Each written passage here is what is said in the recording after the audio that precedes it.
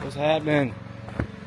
Today, I'll split a little wood this morning. Stuff will primarily be used for bonfires and stuff. Maple's pretty good, but it still doesn't have the heat value that oak or hickory or something like that does. So, got a little pine here too. Split for one of my friends. Got the Rugged Made. Turn that off. Got the Rugged Made 37-ton splitter here. I did put a new motor on it. I've had this one since 2016, I think. 2025 now, so 9 years. Like I said, the only problem I've had was the original engine on it. Ended up starting to have some issues. So I put the Harbor Freight Special on this one. I think I paid like $350-400 for the motor. It was easy to transfer out. Just take the pump off.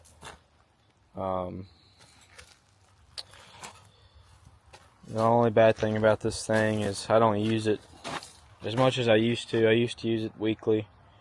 Now I'm lucky to fire it up every 5 months. But can't seem to keep a battery on it, so most of the time I just pull start. I've actually took the battery off. But I got the 4-way wedge on there right now. Got the 6-way here. I might show you all that here in a second. I'll go ahead and do that actually. All you gotta do is lift up on this thing. Takes that off. And then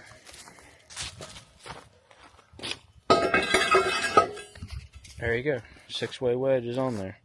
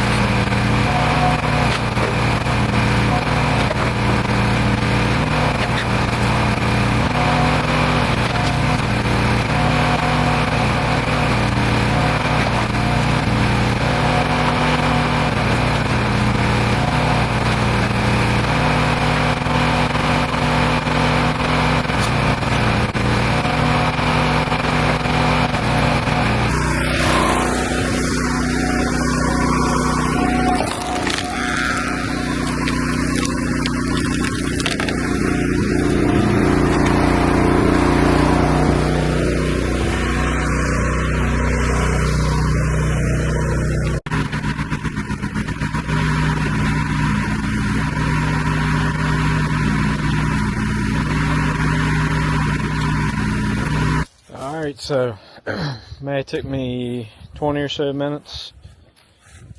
Go on camera. Still figuring this thing out. Probably 20 minutes of work here.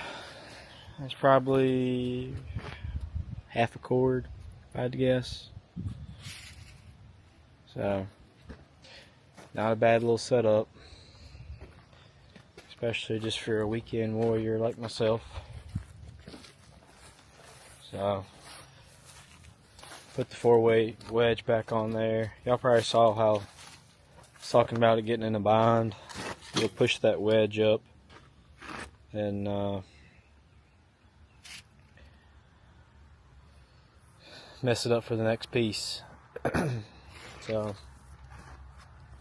anyway, overall this little thing's been really good to me. So I've pushed hundreds of cords of wood through this thing no doubt. So now we are going to head to the hay fields and go head some hay. We laid down about 10 acres yesterday. Got a little window of opportunity here to get a little bit of it done at least. Not really planning on cutting this early, but the conditions are pretty good and the grass is ready. So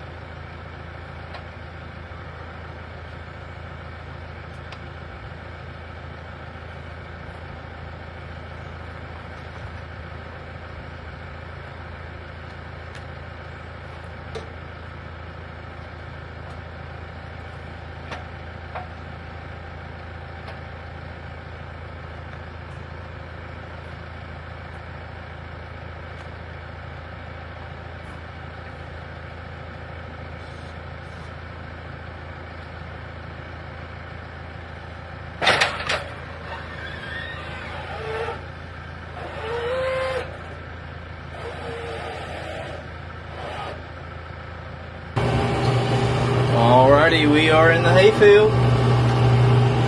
Pretty Sunday. Got a little breeze. Things are drying out pretty good. Didn't know if we get this in this week or not, but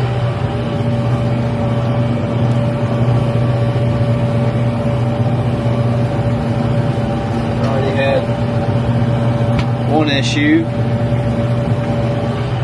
As you can tell here, I've got a tine sitting in the floor. The whole arm came loose, bolted up under the wheel there. Somehow was lost over winter. It's always weird how that happens. But we are back to work. Got a thick crop of orchard grass this spring. Got some good rain. It's supposed to rain the day after we're planning on baling, so hopefully that'll rejuvenate the stand.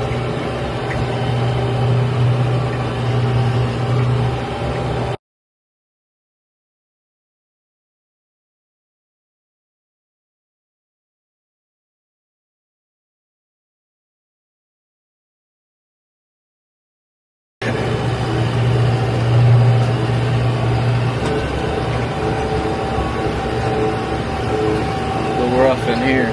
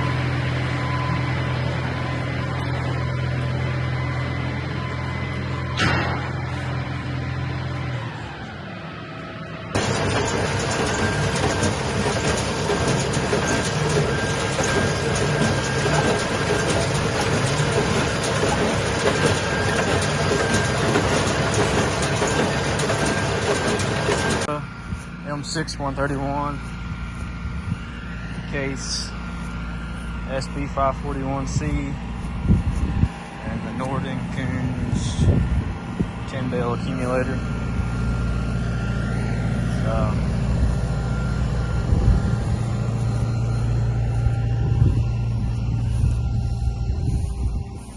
see what we're putting out here. Some quality looking stuff right there.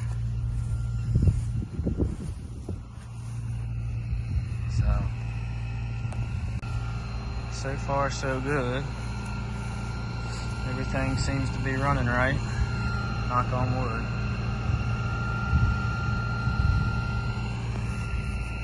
Then before I turn this thing on, here we go. I'm gonna idle up in first gear, medium range.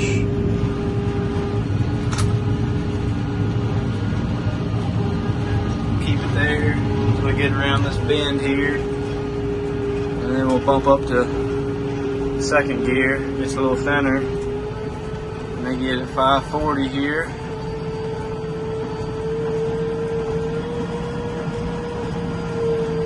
There we go.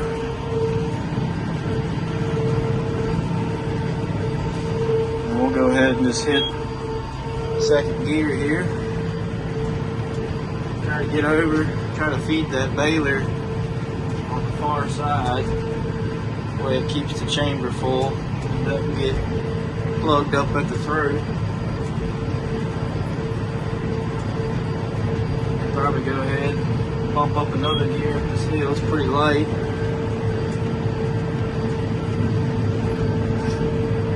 You want to try to keep a consistent amount of hay going through that chamber as you can, so keep your RPMs the same, but you gotta increase or decrease. Like now we'll go down to second gear with a little chunky here. This field's not the most level field either, as you can tell. I think it's like an old road right there. Go ahead and bump up to number 3 again. Some of this hay is so thick I'll be in low range, like 7 or 8 instead of mid range.